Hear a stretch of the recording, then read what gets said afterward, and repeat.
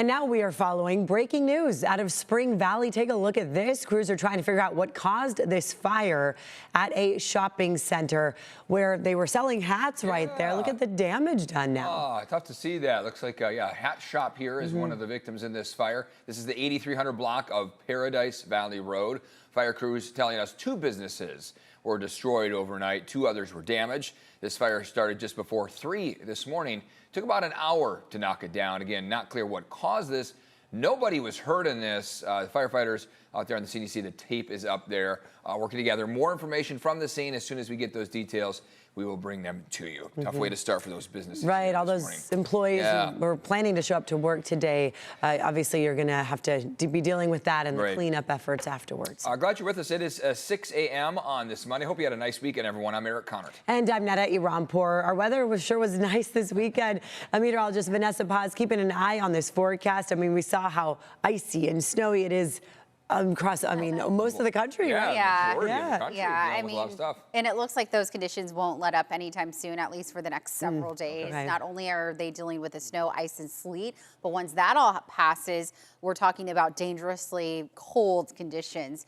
All right, 6:02 is the time. Let's go ahead and focus in on what's happening across our region as you head out the door, kind of get ready for the day. We have mostly clear skies, some sweeping high clouds out there, but overall, a really nice start to your Monday. This is what it looks like from one of our mountain sky cams. Sun will fully rise here in about 45 minutes or so. Temperatures right now a lot warmer than 24 hours ago. We're waking up with mostly 40s and 50s across the board, some 30s out in our mountain areas and 40 degrees out in Borrego Springs. We do have a warm up on the way as we get the new work week going. We'll pinpoint those details later on in my full forecast. All right, 6:02 is the time. Let's go ahead and switch gears and see what's happening outside on your roadways. This is the 6th Avenue exit right on the 5 in both directions. I mean, what a gorgeous view of downtown San Diego. It says you make your way through the curves headed towards San Diego International Airport. This is the 52, and that's the drive as folks head westbound up the summit, making their way towards Tierra Santa. Travel's looking fairly light, 69, 75 mile per hour speeds coming in from the North County. Back to you guys. All right, thank you, Vanessa. Today, flags will fly at half staff across San Diego County in recognition of the lives lost in Minnesota at the hands of federal agents. This comes after the fatal shooting of an ICU nurse in Minneapolis on Saturday. And we do want to warn you here, the video you're about to see is disturbing. Here's Reed Binion with the latest. Tensions rising again in Minnesota after a federal immigration agent shot and killed a man in Minneapolis over the weekend. It marks the 2nd time a Minneapolis resident has been killed by federal officers this month. 37-year-old ICU nurse Alex Preddy, a U.S. citizen, was shot and killed Saturday. The Department of Homeland Security said agents were conducting a targeted operation against an undocumented immigrant wanted for a violent assault when another individual, quote, approached U.S. Border Patrol officers with a 9mm semi-automatic handgun. He brought a semi-automatic weapon to a riot, assaulted federal officers, and at some point they saw that weapon. Records show Preddy was a lawful gun owner. Federal officials claimed an agent shot Preddy in self-defense, but have declined to provide critical details supporting that. Meanwhile, Democrats and others point to witness statements and multiple videos of the incident that tell a different story. This man, Alex Preddy, was peacefully assembling. He was lawfully carrying his weapon with him. He was not brandishing it by definition, by any stretch at all. I'm Reed Binion reporting. Some Trump administration officials are suggesting that carrying a gun justified an ICE agent killing Alex Preddy. The NRA, the Minnesota Gun Owners Caucus, and Gun Owners of America denounce that view. They point to the Second Amendment and Minnesota's permissive gun laws. This morning, Senate Democrats say they won't support a vote to fund Homeland Security this fiscal year without additional restrictions on ICE. With funding set to expire on Friday, a partial government shutdown could follow. Meantime, San Diego Mayor Todd Gloria responding to President Trump's calls on Democratic leaders to cooperate with ICE. Mayor Gloria said, quote, reckless and lawless actions by federal agents are making our communities less safe and fueling division and chaos. Ending with, quote, San Diego will not cooperate with that. This after protesters barricaded themselves inside Mayor Gloria's office on Friday, demanding a clear policy as to how local law enforcement is dealing with ICE agents in San Diego. Gloria reiterated that local law enforcement does not cooperate with ICE.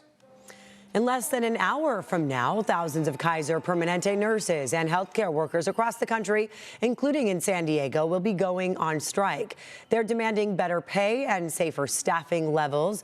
CBS 8's Chris Groh joining us live at the Kaiser Permanente San Diego Medical Center, one of the few spots here in town where people will be gathering. Chris, how's the hospital responding to all of this? And look, negotiations have been ongoing between these two sides. In fact, if you remember back in October, we were at this very spot covering some picketing that was going on over a long weekend. And now we fast forward here to the end of January, and still both sides have not been able to get to a consensus. And so that's why we are now seeing further movement here, especially on the side of the movement, of the union, who has moved here into a strike. They are also claiming that Kaiser management has unlawfully undermined contract negotiations, walked away from bargaining, and has used intimidation tactics to discourage employees from striking. The union says that they are asking for better staffing levels to try to come up with a solution to delayed patient care and for worsening working conditions. They're also asking for more money and for better benefits, and they believe that those things can help solve those unsafe staffing levels as well, too. According to the union's president, they said that caregivers are being pressured instead of heard, adding that the strike is about protecting patients, restoring safe staffing, and demanding respect for healthcare workers. Now, as for what Kaiser is saying, they did put out a statement after news of this strike came out. It says, in part, quote, "More than 3 months have passed without a contract for many Alliance represented employees, and that is long enough. Our employees deserve raises and our patients deserve our full focus. Local bargaining allows us to deliver both. We urge all Alliance unions to return to their local tables so we can finalize agreements and move forward together." As for the picketing demonstration, we do see some of those workers are beginning to set up now. That is something that will be starting at 7 a.m. Back to you in studio. All right, Chris, thank you very much for that update. We'll check back with you throughout our morning show. And now to this monster winter storm hammering much of the United States, from Texas all the way to Maine. At least 11 people sadly have died in this. More than 90 million people are under extreme cold alerts. Hundreds of thousands are without power. That means no heater for so many people. Heavy snow, dangerous ice, bitterly cold weather has now shut down highways and crippled travel, with up to 2 feet of snow expected in parts of the Northeast.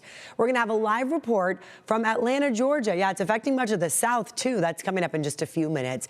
And despite our weather here in San Diego, I mean, pretty nice, right, what we're dealing with. Travel, though, is still being impacted. So, of course, check your flights. You're taking a live look right now at San Diego International Airport. That's the runway right there. Not seeing the in and outs of the planes quite yet, but of course they start here in the 6 o'clock hour. And according to FlightAware today, there are 23 cancellations and 17 delays. So if you are headed to these colder parts of the country, just know that you might have to wait a bit. Yeah, keep an eye on your flight for sure before you head out the door. You don't want to not be aware of flights and cancellations, and it's a lot of it because of this right here. Look at this. Exactly. I mean, we are talking about, again, an Arctic outbreak paired with an area of low pressure, bringing catastrophic conditions. We're talking about ice, snow, and sleet. It has just been blanketing about 2/3 of the country, over 200 million people since the weekend, and it looks like the conditions are not going to let up anytime soon, because once, again, we clear out from the rain, the ice, as well as the snow, we're left with dangerously cold temperatures taking over from the Rockies all the way towards the mid-Atlantic. As we take a look at high temperatures for today, I mean, we are one of the warmer spots across the entire nation. 70 degrees for us this afternoon, but when we take a look at those other places, sub-freezing, -10 in Chicago, at about 8 degrees in Nashville, 2 degrees in St. Louis, -7 in Minneapolis, and 1 degree out in Detroit. Let's go ahead and switch gears and take a look at the major travel impacts. As Ned and Eric mentioned, thousands of flights have been delayed or canceled. So if you're headed out east, just make sure that you're checking in with your flight and airline to see if there are any cancellations and you're impacted. All right, taking a look at weather headlines, warmer temperatures in store for the inland valleys as we kick off the new work week. We'll have kind of 2 rounds of offshore winds with us, one today into tomorrow and then another one towards the end of the week. And this is going to result not only into warmer days, but also very chilly nights ahead. All right, here's a quick look outside. An influx of clouds is resulting into somewhat of a warmer start. Still pretty cold though for the inland valleys, but downtown San Diego right now tracking about 52 degrees or so. Here's what's on tap for today versus where we're expected to be. For this time of year, I have mostly 70s for spots like downtown Chula Vista, as well as El Cajon, and that's anywhere between 5 to nearly 10 degrees warmer than average. We'll be in the high 60s, so quite mild out in Ramona. That's about 3 degrees above average, and low 50s out in Palomar Mountain. So here's the deal. We stay quite mild all the way through the middle of the week, and then we're talking about daytime highs soaring into the 80s by the time we get to the latter part of the work week. All right, 6:11 is the time. Let's go ahead and switch gears and see what's happening outside on your freeways. This is the 52. This is the westbound drive that you're looking at on the right side of your screen as you make your way towards the summit. And this is through the curves as you make your way in from downtown San Diego. Headed towards San Diego International Airport. Still no major crashes nor delays, about 65, 70 mile per hour speeds. Not much happening coming in from Santee as well as La Mesa. And here's a quick look for those drives headed in from National City and Chula Vista. Not much to talk about coming in from the South Bay. 10 to 15 headed northbound in on the 5 and the 805. All of the drives looking green. So far, so good. Not much to talk about there. And here's what it looks like coming in from the North County. All right, let's go ahead and take a look at those border wait times for you. About an hour 40 to get you in from San Ysidro's port of entry. An hour and a half in from Otay Mesa.